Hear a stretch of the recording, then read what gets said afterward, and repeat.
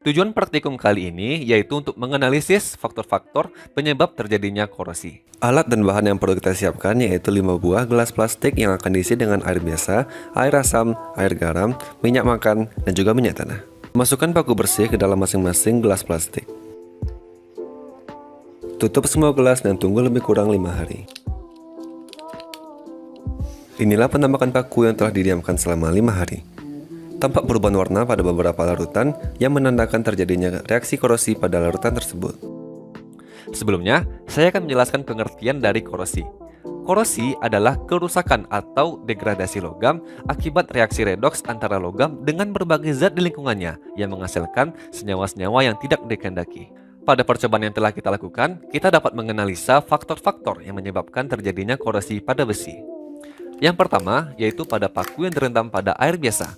Berdasarkan nilai potensial reduksi standarnya, besi atau Fe memiliki E0 sebesar min 0,44 volt, sedangkan oksigen dan air memiliki E0 sebesar plus 0,401 volt. Jika besi bereaksi dengan oksigen yang mengalami kontak langsung dengan air, maka besi akan mengalami oksidasi dan oksigen akan mengalami reduksi. Melalui serangkaian reaksi, maka akan dihasilkanlah Fe2O3 kali H2O atau yang dikenal dengan karat. Yang kedua, yaitu pada paku yang direndam pada air asam. Korosi yang terjadi pada kondisi asam terjadi karena adanya reaksi reduksi tambahan yang terjadi pada katoda. Reaksinya yaitu 2H+ ditambah 2-emin menghasilkan H2.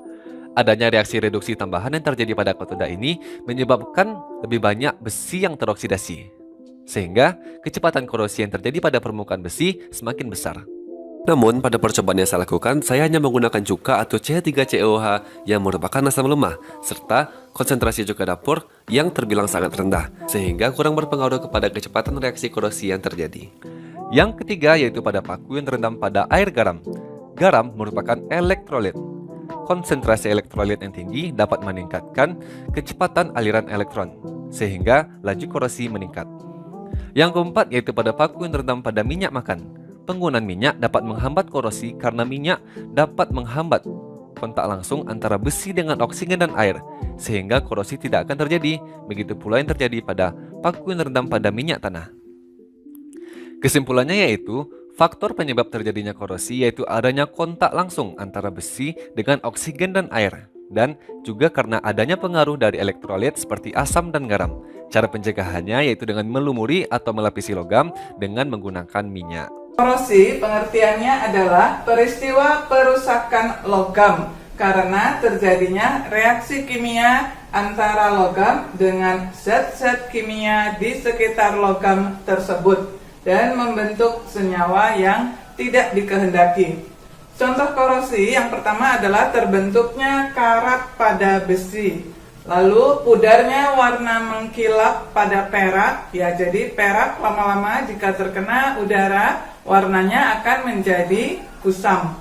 Begitu juga pada tembaga, jika terkena udara lama-lama akan timbul warna kehijauan seperti lumut. Reaksi kimia pada proses korosi ini adalah termasuk proses redoks dan elektrokimia. Jadi ini merupakan lanjutan dari materi redoks, yaitu reduksi dan oksidasi, di mana terjadi reaksi oksidasi pada logam membentuk senyawa oksida logam.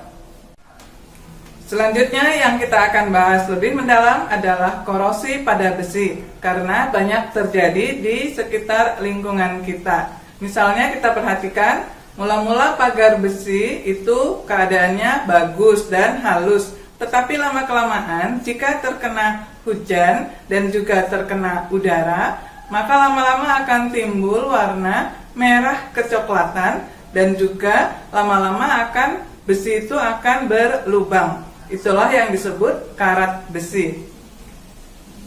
Pada peristiwa korosi ini, besi akan mengalami oksidasi dan besi bertindak sebagai anoda.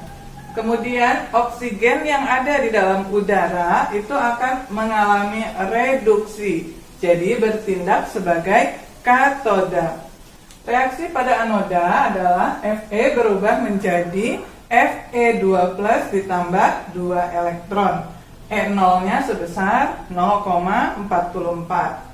Pada katoda, gas oksigen atau O2-nya akan mengalami reaksi O2 ditambah 2H2O ditambah 4 elektron menghasilkan 4 OH- dan besarnya E0 itu adalah sebesar 0,40 volt. Kemudian reaksi pada anoda dan katoda ini bisa digabung dengan cara menghilangkan elektronnya. Supaya hilang berarti reaksi pada anoda ini harus dikali 2. Kenapa dikali 2? Supaya elektronnya sama-sama berjumlah 4. Jika sudah dikali 2, ini bisa dicoret. Karena elektron yang ini ada di sebelah kanan, yang ini ada di sebelah kiri. Jadi pas sama-sama 4 elektron bisa dicoret dan zat yang tersisa ditulis kembali.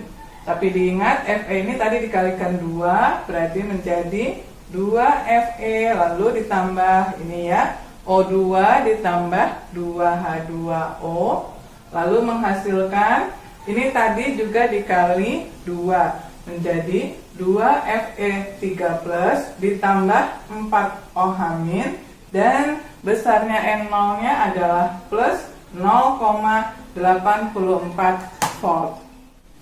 Selanjutnya Fe2+ yang terbentuk kemudian akan teroksidasi lagi menjadi Fe3+ ditambah elektron dan Fe3+ ini terus-menerus bereaksi dengan O2 dan H2O akan membentuk Fe2O3X H2O.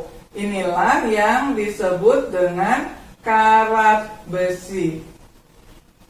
Proses ini terjadi terus-menerus. Akibatnya, besi yang awalnya Fe terus-menerus berubah menjadi karat besi.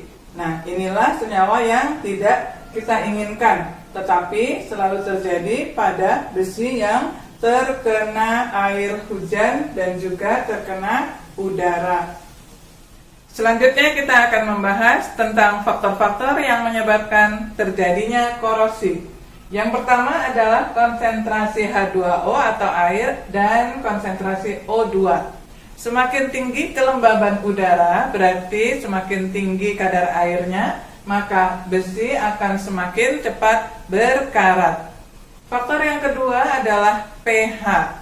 Jika pada suasana asam, yaitu pH lebih kecil daripada 7, reaksi korosi itu akan berlangsung lebih cepat dibandingkan pada suasana netral, yaitu pH sama dengan 7, ataupun pada suasana basa, pH lebih besar dari 7.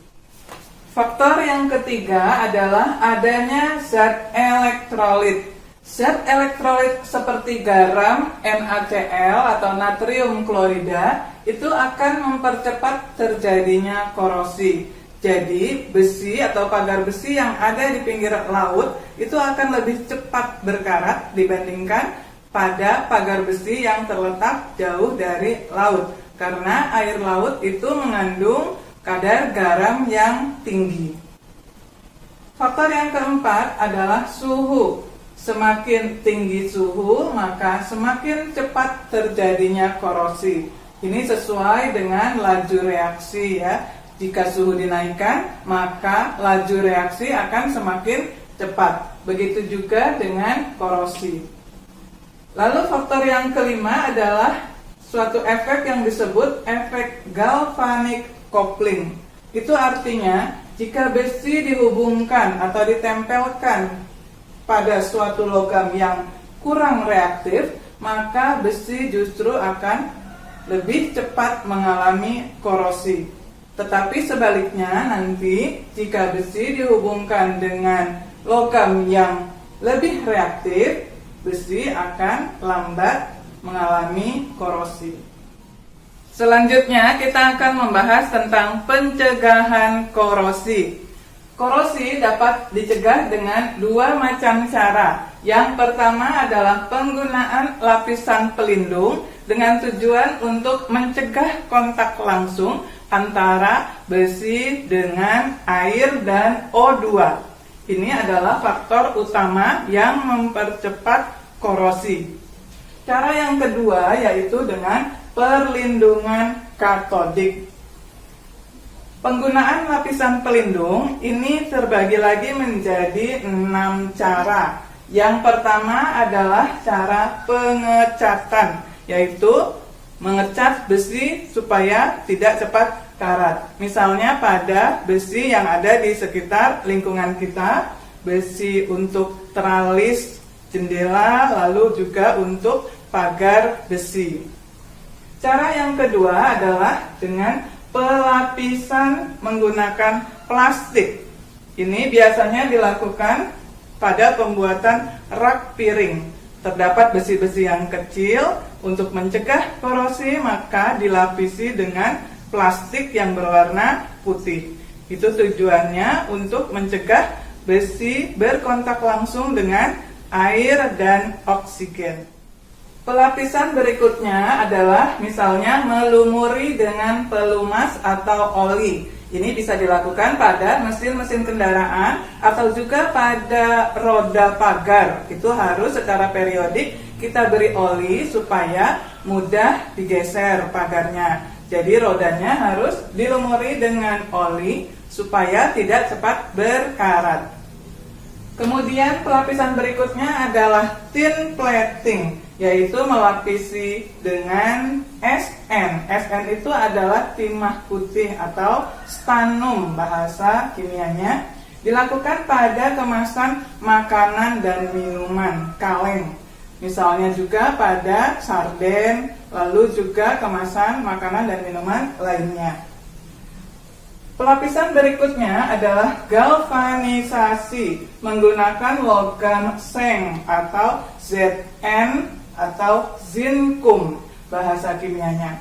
Dilakukan pada besi-besi yang digunakan untuk konstruksi bangunan. Selanjutnya adalah pelapisan dengan menggunakan logam krom atau disebut chrome plating, yaitu dengan logam Cr atau kromium. Biasanya dilakukan pada pembuatan ketel air atau ceret air, juga melapisi setang sepeda dan juga pada bumper mobil. Selanjutnya pencegahan yang kedua, tadi ini belum dibahas, adalah perlindungan katodik. Itu maksudnya menggunakan logam lain yang lebih reaktif sebagai anode korban. Jadi ada logam yang dikorbankan. Biasanya digunakan logam Mg, sehingga reaksi oksidasi itu tidak terjadi pada besinya, tetapi terjadi pada Mg, sehingga Mg-nya yang lebih cepat habis. Secara periodik selanjutnya Mg harus diperbarui atau diganti dengan yang baru. Contoh dari perlindungan katodik misalnya dilakukan pada badan kapal selam atau pipa-pipa besi yang ditanam di dalam tanah yang tidak memungkinkan dilakukan pengecatan atau pelapisan dengan logam lain. Jadi caranya adalah menghubungkan dengan anode korban yaitu Mg.